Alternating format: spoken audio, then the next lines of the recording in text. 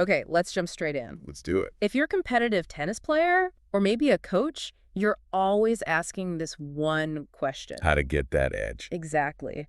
When it comes to high-intensity training, where do you spend your time?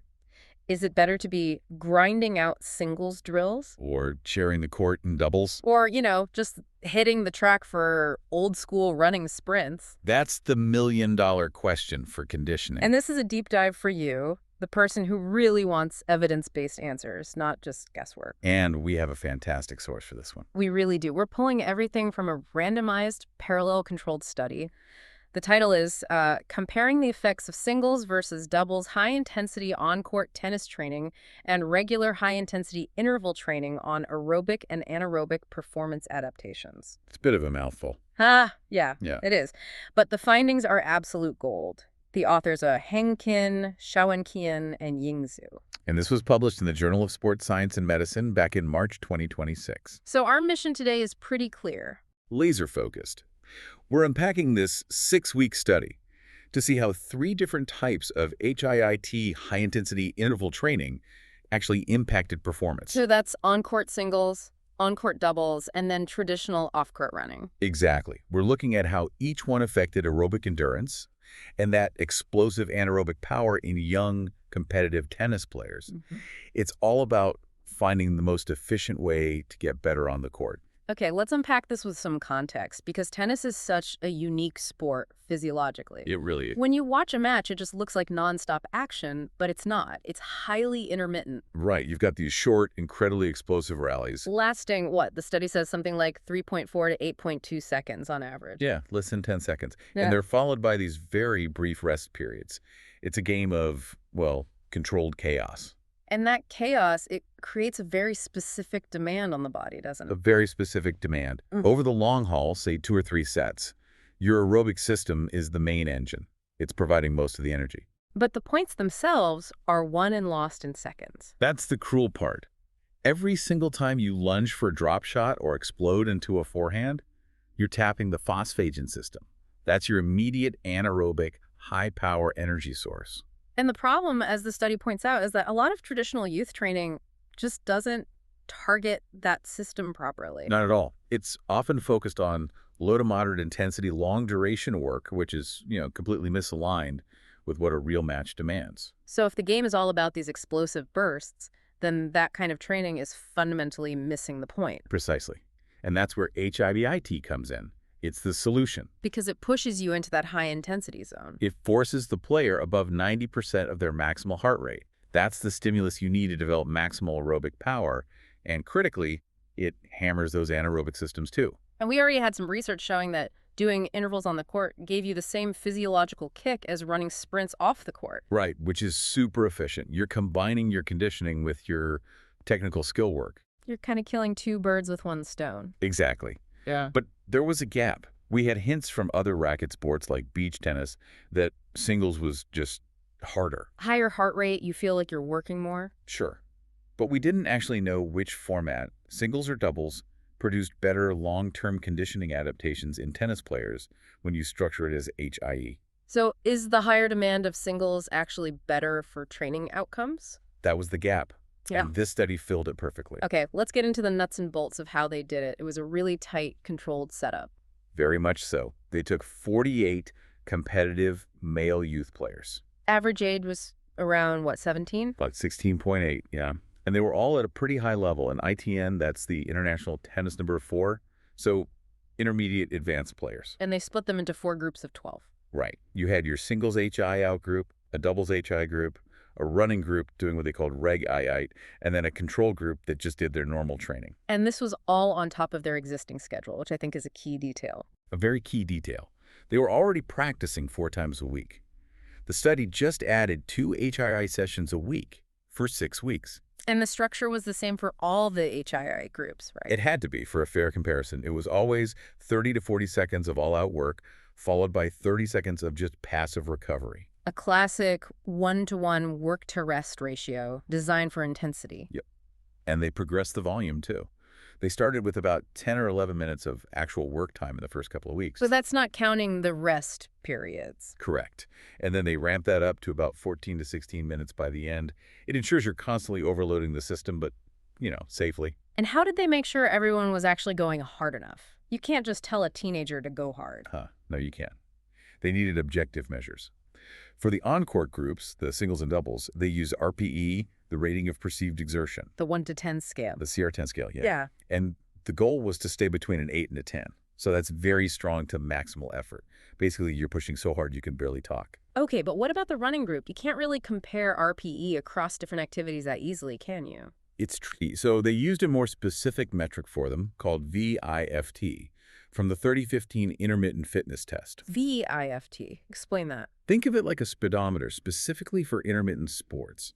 It measures the fastest speed an athlete can maintain during those start-stop efforts. It's much more relevant to tennis than, say, a standard VO max test. So the runners had a target speed to hit? Exactly. They had to maintain 85 to 95% of their personal VIFT max speed during their work intervals. This way, all three groups were hitting a comparable high-intensity target. I want to pause on one detail here that feels absolutely critical for understanding the results. I think I know which one you mean. Both the singles and the doubles drills. They were done without serving. That was a brilliant methodological choice. Why? Because the serve, by its very nature, creates a long pause. You serve, you reset, you get the ball back. It breaks the interval. So to keep the intensity high for that full 30 or 40 seconds, they had to have continuous play. Continuous, high-speed ball repositioning. They basically sacrificed a bit of real match realism to ensure the physiological test was pure. That tells you they were serious about isolating the conditioning effect. Okay, that makes perfect sense. So let's talk about what they measured. How did they quantify the changes? They looked at both sides of the performance coin. For anaerobic power, that raw, explosive strength, they used the gold standard, the Wingate test. The 30-second all-out bike sprint. That's the one. It measures your peak power, your immediate explosive force, and your mean power, which is how well you sustain it. And for the other side, the aerobic endurance engine. Two tennis-specific tools. First was the hit-and-turn tennis test, the HTTT, which they use on-court to estimate your VO max. Your maximal oxygen uptake. Right. And second, they use that VIFT score again, because that maximal intermittent speed is arguably more important for tennis than just being able to run in a straight line for a long time. Okay, so let's get to the results. First up, aerobic performance. What happened to their VO max and VIFT scores after 6 weeks? This is where things start to get really interesting, because it shows how versatile HI is. How so? All three HII groups, singles, doubles, and the running group, all improved their aerobic capacity. Okay, that's expected. And they improved it significantly more than the control group, who didn't change at all. But the key thing is, they all improved by about the same amount. Wait, hold on. You're saying that the running intervals, the doubles drills, and the much harder-feeling singles drills all produce the same aerobic benefit? Statistically, yes. Identical. That might go against your intuition, because, like you said, singles feels so much harder. But the data doesn't lie. The data is undeniable. Their VO max went up by about 2.1 milliliters per kilogram per minute across all three groups. And when they ran the stats? No significant difference between them. The p-values were super high, which basically means the results were the same for building that cardiovascular fitness. Wow. So for your heart and lungs, the body just doesn't care if you're on a court or on a track? As long as you hit that maximal heart rate zone and stick to the interval structure, the adaptation follows. It's a huge takeaway for coaches who might be short on court time. Total flexibility. If the goal is just endurance, you can pick whichever is most convenient. Precisely. So if they were all equal there, where did the difference actually show up? Because here's where it gets really interesting. This is the core finding of the entire study, the power metrics. The Wingate test. Yep. The primary measure that split the groups was Wingate peak power, that immediate explosive strength. And the winner was? Singles HIT. It produced significantly greater gains in peak power than either the doubles HIIT or the running group. So if you want to accelerate faster or hit a more powerful ground stroke, the specific movement of singles is the key. It seems to be. And the numbers are concrete. The singles group's gains were 0.85 watts per kilogram higher than the doubles group. That's a huge difference. It's a substantial, statistically significant advantage. And it was about 0.880 watts per kilogram higher than the running group. And what about the doubles group versus the runners? Almost identical. There was no statistical difference between them at all. So for developing raw power, doing doubles HII is no better than just doing linear sprints. That's what this data suggests. Yeah. And this finding was backed up when they looked at mean power, your ability to sustain that power. The single's still on top? Still on top. Yeah. It was superior there, too, beating the doubles group by over 1 watt per kilogram. Again, all 3 HIE groups were better than the control group, but singles was just in a different league for anaerobic power. What about fatigue? Did the singles group get better at resisting fatigue during that 30-second test? That was an interesting non-result, actually. They looked at the fatigue index, how quickly your power drops off. Yeah. No significant differences between any of the groups, which suggests that the main benefit of the singles HII was in generating that maximal explosion and not necessarily in resisting fatigue over that specific 30-second window. Okay, let's dig into the why here. We've got identical aerobic gains, but clearly superior anaerobic gains for the singles group. The training time was matched. What's the mechanism? It really all comes down to the specificity of the movement and how the workload is distributed. In singles, you're on your own. You have to cover the entire court. That means a much higher total distance covered, and, this is the critical part, way more frequent and aggressive changes of direction, CODs. So all that stopping, starting, pivoting. Exactly. It puts way more eccentric and concentric stress on the muscles. This greater demand forces those immediate anaerobic energy systems, your phosphocreatine and glycolytic systems, to work much harder. And it's more than just leg work. So much more. Singles play forces you to integrate the entire kinetic chain. Power starts in the legs, moves through the rotating trunk, and gets released in the arm for the stroke. It's a full-body explosive movement. Which leads to better neuromuscular adaptations for tennis compared to just running in a straight line, which is mostly just lower body in one plane.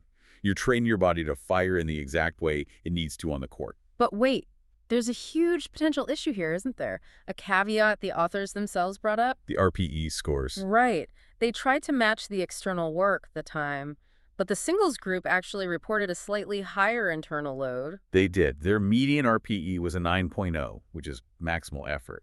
The doubles and running groups were a bit lower at 8.5, which is very strong. That half-point difference feels like it could be the whole story. It's the critical complication. Because if the singles group was simply working harder, how do we know the better results came from the movement pattern and not just the higher intensity? It's the methodological tightrope, and it raises a huge question. Was the anaerobic gain due to the format's specificity, the multi-directional movement, or was it just a byproduct of that slightly higher internal load? And what do the authors think? They acknowledge that the higher perceived effort could partly explain it. But, and I think this is key, the fact that the doubles and running groups had the same RPE, but also had the same lower results. This suggests that the movement type in singles is still a major factor. I think so. It's likely a combination of both. The format itself demands a higher intensity, and both of those things together drive the superior adaptation. So let's distill this down. What are the most practical, actionable takeaways for a listener, for a coach? Okay, it's pretty clear. If your #1 goal is maximizing raw anaerobic power, that explosive first step, those powerful shots, then single HI is your most effective tool. So coaches should be designing drills that force full court coverage and rapid direction changes. Within that HII structure, yes, that's the recipe for power. And what if your goal is just pure aerobic fitness, or you're short on court space? Then you have complete freedom. Any of the 3 formats, singles, doubles, or running, is equally effective for building that general cardiorespiratory engine. You can choose based on logistics, player morale, whatever you need. Now, like with any study, we have to talk about the constraints. We can't just apply these findings to everyone, everywhere, right? No, you have to be careful. First, the sample. This was only male youth players at a specific competitive level. So the results might be different for female athletes, or older pros, or absolute elite players. Exactly. Their baselines are different. Second, this was all on hard courts. The stress on the body and the perceived effort can change a lot on clay or grass. And then there's the big one we keep coming back to. The ecological validity, the no-serve design. Right. The serve is the single most powerful movement in tennis. And since it was excluded, what this study really measured was the conditioning effect of rallying and court coverage, not the full neuromuscular demand of an actual competitive match. It's a critical limitation to remember. So to sum it all up, this deep dive shows that tailoring your HIIT to singles play gives you a clear, measurable advantage in anaerobic power over doubles or running. While all three are great for your aerobic pace. Which brings us back to that nuance of effort versus specificity. It does. And that leads to a final provocative thought for you to chew on. Let's hear it. Given that the superior power gains in singles HI were tied to both greater stress on the body and that slightly higher internal load, that RPE of 9.0, how can coaches ethically use that? What do you mean? Could we start viewing that RPE score not just as a side effect, but as a target? A way to standardize a maximal stimulus in our athletes, pushing them right to that edge without tipping them into overtraining. And if singles is for power, should doubles HI-80 be reprogrammed in our minds as, say, a dynamic recovery or a skill integration session, rather than a primary conditioning tool? That's a fascinating way to frame it. Balancing that maximal push with burnout prevention really is the next frontier. It's the art and science of coaching. A phenomenal thought to end on. If you want to dig into the precise methodology, how they ran the Wingate HTTT and VIFT tests, and read the author's full discussion, we really encourage you to find the full study. It's in the Journal of Sports Science and Medicine. It's well worth the read. And make sure you follow the channel and turn on your notifications so you don't miss our next deep dive into the research that can truly elevate your performance.